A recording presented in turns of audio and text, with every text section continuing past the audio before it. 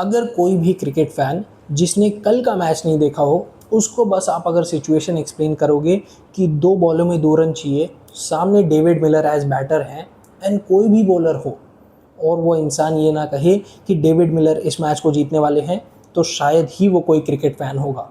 क्योंकि David Miller की batting ability हम सबको पता है, जिस तरीके के वो बैटर हैं हम सबको पता है, उनके रिकॉर्ड्स उनके लिए बात करते हैं, उनकी अंडर प्रेशर वाली नॉक उनके लिए बात करती है।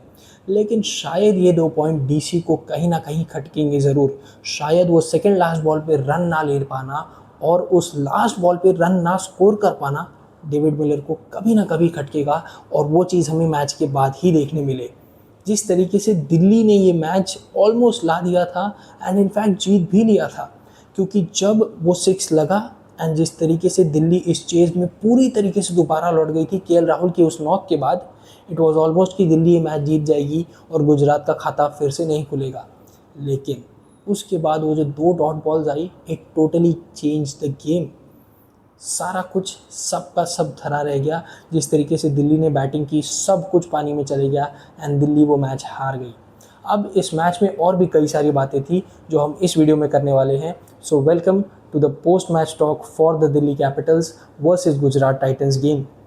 सबसे पहले एज यूजुअल शुरुआत करेंगे गुजरात टाइटंस की बैटिंग से।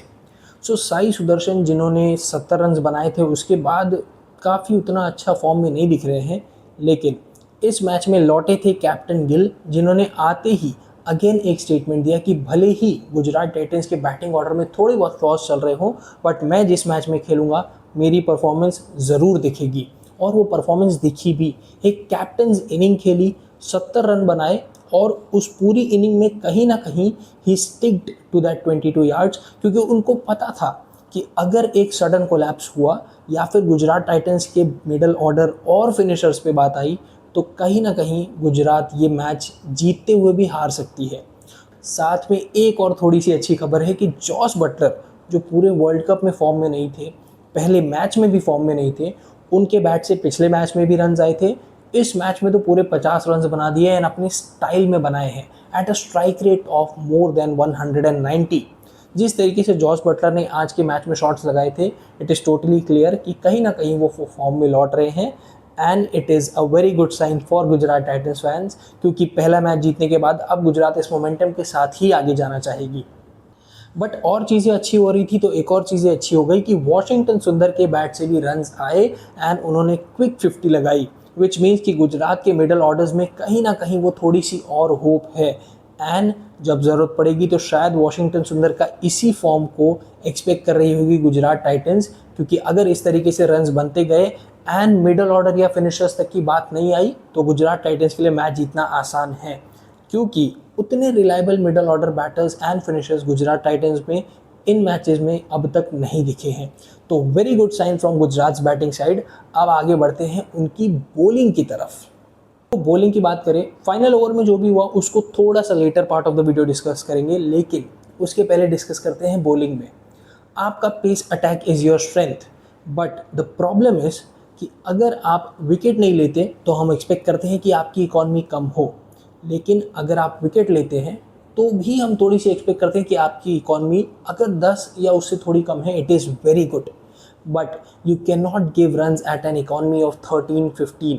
अगर आपकी पेस अटैक इतनी अच्छी है एंड आप 4-4 पेसेस खिला रहे हो, जो बहुत अच्छी बात है, बट उनको कहीं ना कहीं वो जो इकॉनमी है वो जो थोड़ी महंगी हो जाती है उसको कंट्रोल करना होगा, specially in such grounds and जब सामने वाली टीम चेस करने के लिए खड़ी हो और आपने 200 बनाए हैं। इस मैच में जिस तरीके की गुजरात की बॉलिंग की, ज़रूर उन्हें वो मैच जीता है, बट वो जो एक पार्ट है जो उनकी बॉलिंग में थोड़ा सा फ्लॉ दिखाता है, उसको वो ज़रूर एक्सपोज होने से रोकना चाहेंगे। क्योंकि जब आपके सामने ऐसी टीम्स आएगी जिनके टॉप ऑर्डर अच्छे हैं, जिनके मिडल ऑर्डर अच्छे हैं, उनके फिनिशर्स भी उतने ही अच्छे हैं, तो जो रन्स आप लीक कर रहे हैं वो शायद आपको मैच कॉस्ट कर जाए एंड भले ही आप 200 बनाएं या 220, वो मैच आप हार सकते हैं। तो गुजरात ज़रूर अपने बॉलर की इकॉनमी पर कंट्रोल रखना चाहेगी।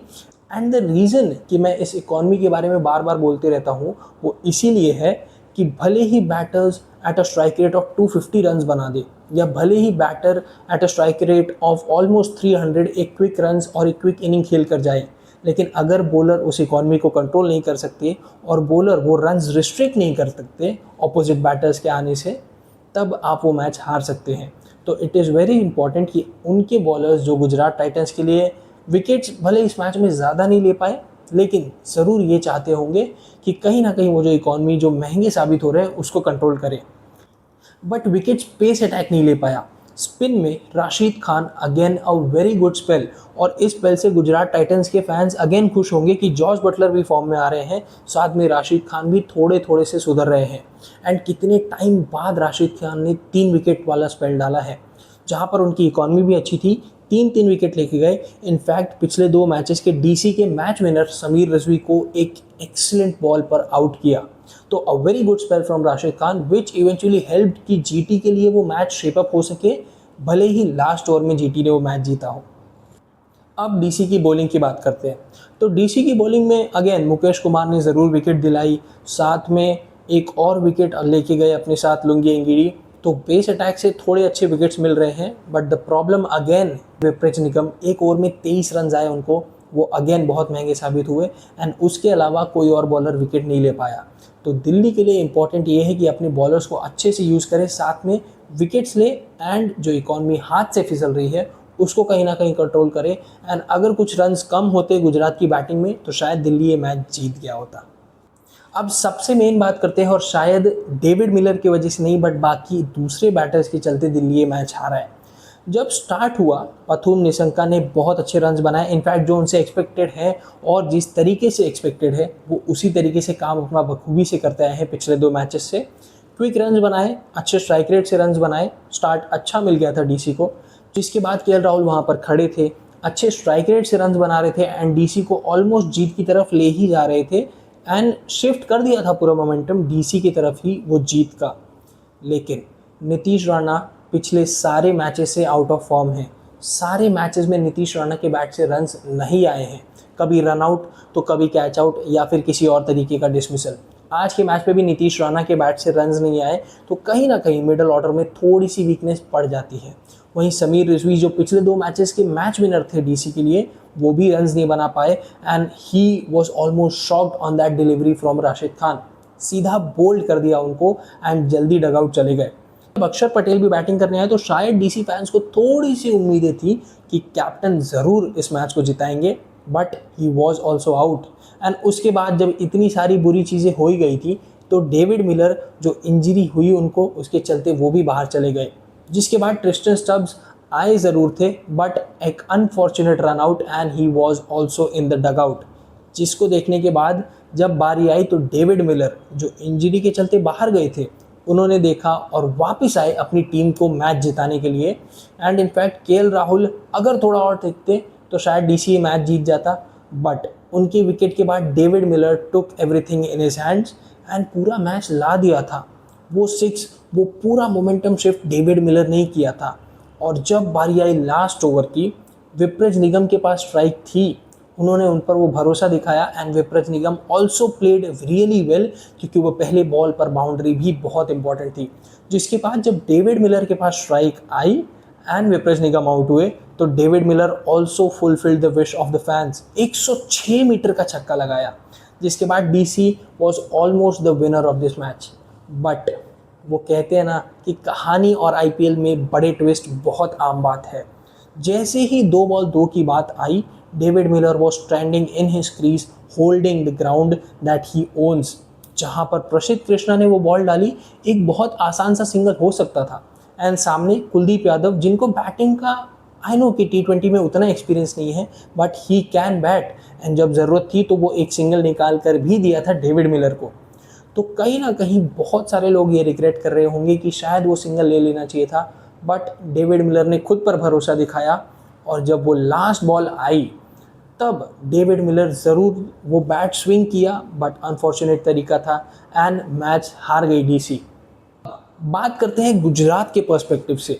डीसी का पर्सपेक्टिव बड़ा सैड था। डेविड मिलर ने पूरा मैच लाया, सब कुछ किया, बट वो फाइनल रन्स नहीं लगा पाए, which was very sad, and वो दिखा भी हमको on visuals on TV. But अब अगर गुजरात पर्सपेक्टिव से बात करें तो पहली बॉल दोनों फील्डर ऊपर थे एंड प्रसिद्ध कृष्णा ने सीधे बैट के नीचे दी ball and Vipraj Nigam smacked it to the boundary, जो कि शायद एक बहुत अनयूजुअल बात है। And also a slight point to make कि जब लास्ट ओवर में पेनल्टी पड़ गई थी गुजरात टाइटंस पे, उन्होंने उस पेनल्टी को बिल्कुल भी रिस्पेक्ट नहीं किया। इनफैक्ट पूरा टाइम लिया अपना, बाहर से कोचिंग स्टाफ की हेल्प भी आई in the middle of the match and the middle of the over, जिसके बाद अगेन प्रसिद्ध कृष्णा ने ठीक ठाक बॉल डाली, विपरज निगम आउट हुए।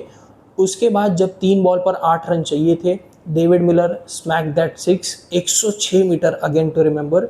उसके बाद जब 2 बॉल 2 चाहिए थे, again they were taking huge time.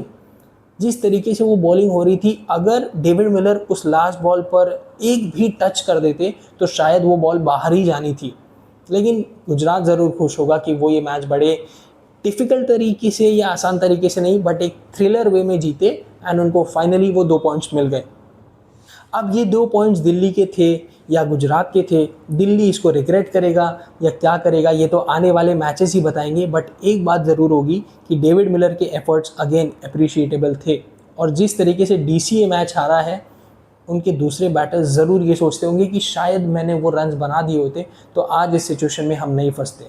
And that is all in this video. अगर ये वीडियो पसंद आई है तो make sure to hit that like button, channel को भी सब्सक्राइब करना, क्योंकि मैं हर मैच पर वीडियो लाने वाला हूँ। और ऐसे ही वीडियोस देखने के लिए मेक श्योर कि आप उस बेल आइकन को भी प्रेस करो, ताकि जब भी मैं वीडियो अपलोड करूँ तो आपको नोटिफिकेशन सबसे पहले पहुँचे।